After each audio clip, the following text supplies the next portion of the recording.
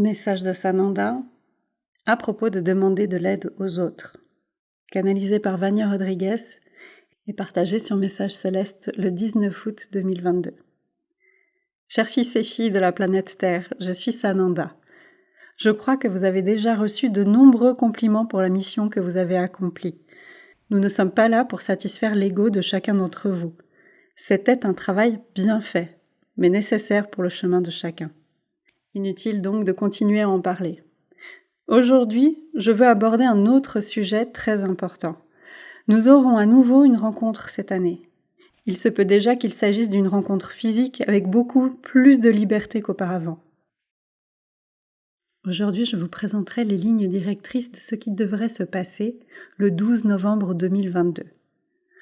Ce que je dois faire, c'est m'adresser à chaque groupe des lettres du Christ. En principe, vous appartenez à une ville ou un lieu. Soyez donc très attentifs à ce que je vais dire ici. Ne posez pas 1 million de questions, tout sera très clair. Les règles sont les suivantes. Première, chaque groupe des lettres du Christ se réunira pour faire une action pour la planète. De quoi s'agit-il ? Je ne sais pas, c'est à vous d'aller choisir. Il y a beaucoup d'actions qui peuvent être réalisées pour la planète. À vous de chercher.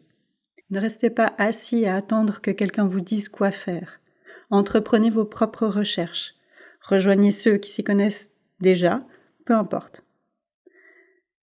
Deuxième, les personnes qui ne sont liées à aucun groupe, qui sont, je dirais, isolées, feront également une action pour la planète.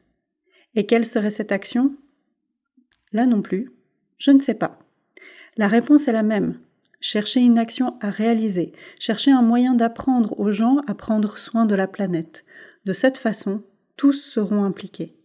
Ceux qui appartiennent au groupe agiront en tant que groupe, et ceux qui ne sont pas en groupe ou qui n'ont pas les conditions pour être avec un groupe le feront seuls. Il n'y aura aucun problème. Cette action s'adresse donc à tous ceux dont le cœur résonne avec ce que je demande. Si vous ne ressentez pas l'envie de faire quoi que ce soit, ce n'est pas grave, ne faites rien, mais participez à l'autre étape dont je vous parlerai maintenant. Outre les actions réparties sur toute la planète, nous aurons une rencontre physique dans un lieu à déterminer. À quoi ressemblera cet endroit ? Un lieu disposant d'une infrastructure permettant de recevoir de nombreuses personnes en une seule journée. Je demande donc à chacun d'entre vous qui connaît peut-être un tel endroit de se faire connaître. Un détail toutefois. Beaucoup d'entre vous traversent de graves difficultés financières, mais ce n'est pas le sujet ici. Ces personnes ne pourront peut-être donc pas se rendre à un endroit qui sera choisi. Tous les événements qui auront lieu dans ce lieu seront donc diffusés à tous. Nous allons élaborer un programme et à partir d'une certaine heure, tout ce qui se passera à cet endroit sera diffusé. Les personnes qui se rendront en ce lieu auront d'autres tâches à accomplir. Nous vous informerons en temps voulu. Vous remarquerez que tout est très simple. Il n'y a pas de complications, pas de désespoir, pas d'anxiété. Il nous reste du temps avant le jour J. Le lieu sera ensuite recherché, loué, et ceux qui pourront s'y rendre iront. Ceux qui ne pourront pas le faire accompagneront les événements en direct car ils seront diffusés en temps réel. Parallèlement, chaque groupe réalisera une action sur et pour la planète. Celui qui n'a pas de groupe ou qui ne peut pas être avec le groupe fera une action individuelle. L'important est que chacun apporte sa contribution à Gaïa. Gaïa a besoin de votre aide. Cherchez donc comment vous pouvez agir et inviter les autres à se joindre à vous.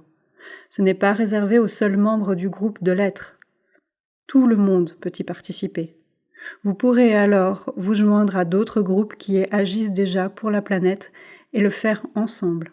Cette démarche sera beaucoup plus facile que de partir de zéro.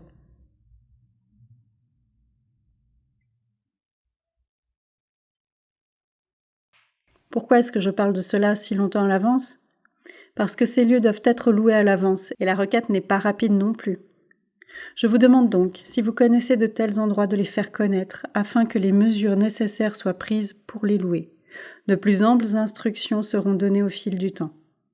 Commencez donc aujourd'hui à chercher, à vous mettre d'accord, à définir ce que vous allez faire. Tous ceux qui en ont les moyens financiers peuvent se rendre à l'endroit qui sera choisi. Ceux qui ne peuvent pas suivront tout en direct Personne ne manquera rien. Chacun apportera sa contribution. Je lance donc ici la 3e rencontre des lettres du Christ, du projet LACAM. Je tiens à répéter que tous ceux qui ne font pas partie des groupes de lettres pourront participer. L'action est en faveur de la planète, et plus tard je vous donnerai plus d'instructions.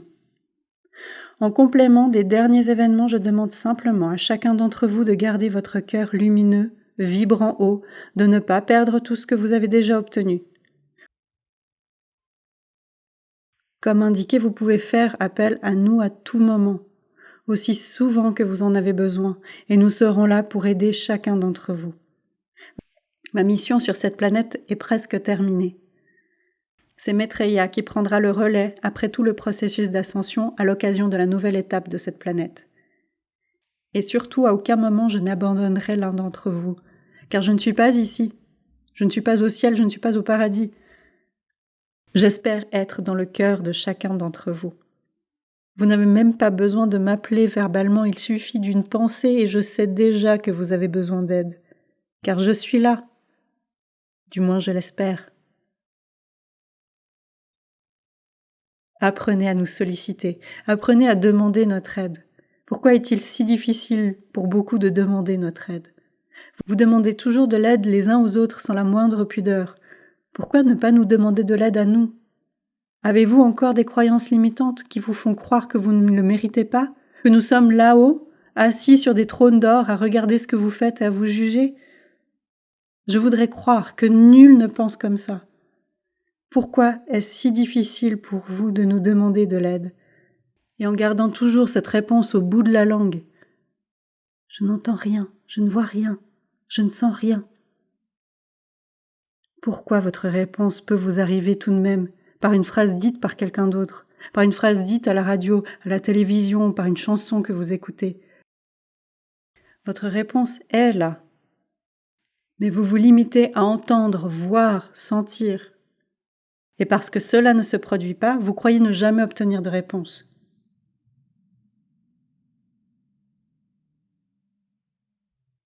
Tant que vous penserez comme ça, vous n'obtiendrez jamais de réponse.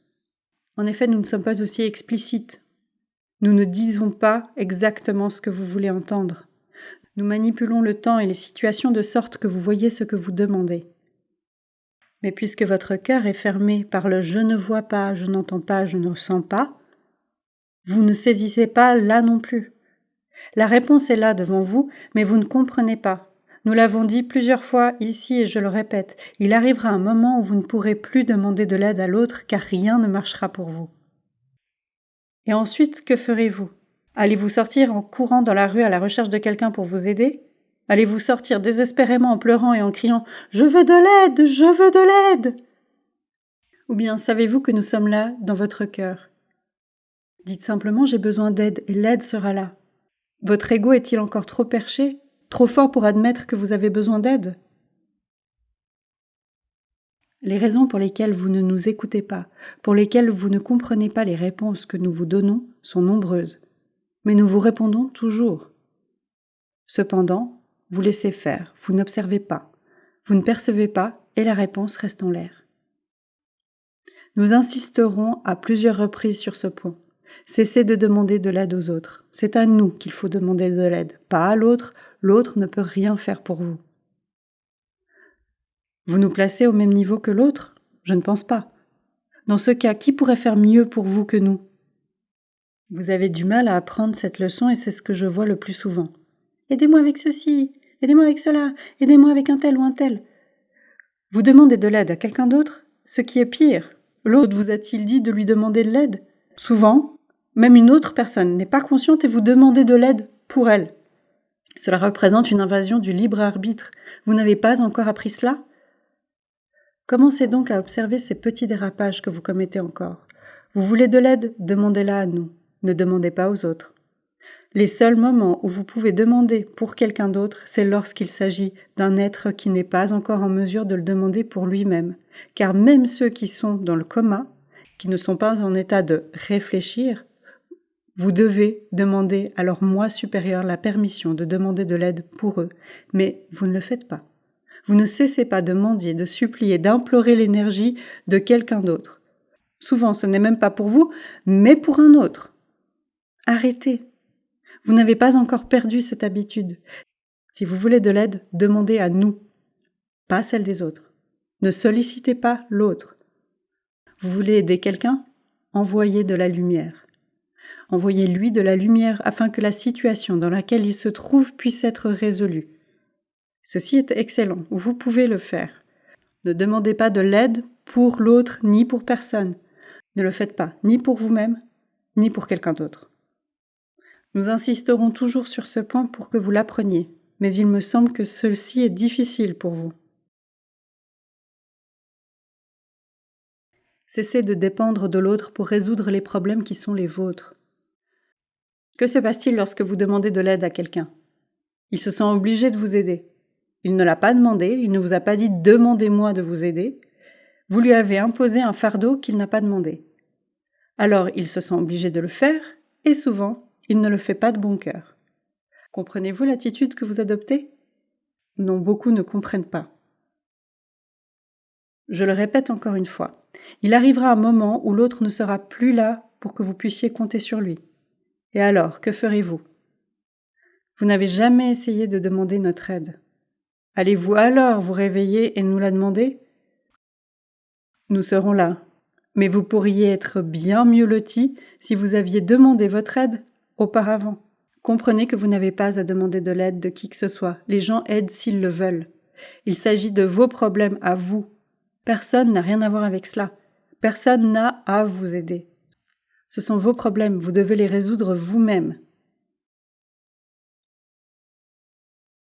Demandez-nous de l'aide et nous vous aiderons à résoudre vos problèmes. Ce n'est pas l'autre qui les réglera. Je pense que c'est une habitude que vous n'avez pas encore perdue. Vous feriez bien d'essayer. Chacun d'entre vous possède sa propre énergie lumineuse. Vous êtes tous capables de vous prendre en charge. Entendez ces mots avec votre cœur, pas en colère à cause de ce que je vous dis. Vous devez apprendre à regarder vos erreurs avec le cœur et à admettre, en effet, je demande encore de l'aide aux autres. Bien. Vous avez au moins pris conscience de votre erreur. Évitez maintenant de la répéter. C'est le grand achèvement.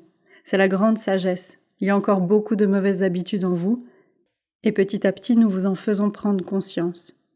Et vous vous améliorez, afin qu'elles soient éliminées de votre esprit, car ce ne sont pas des habitudes compatibles avec la 5e dimension. C'est ainsi.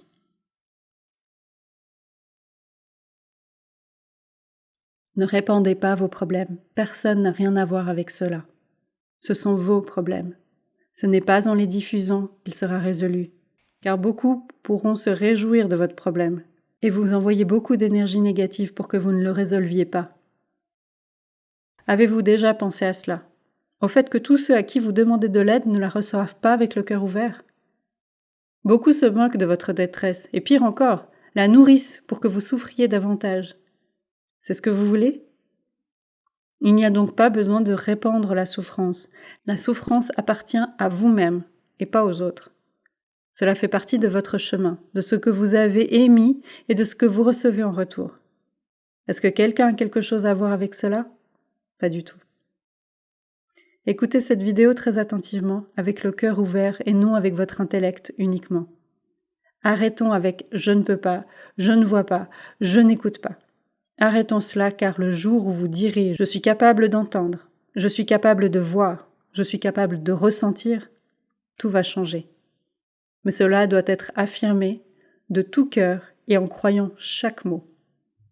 Vous serez alors capable de voir, d'entendre, de sentir tout ce qui est nécessaire à ce moment-là. Faites le test. Croyez mes paroles. Vous devez changer.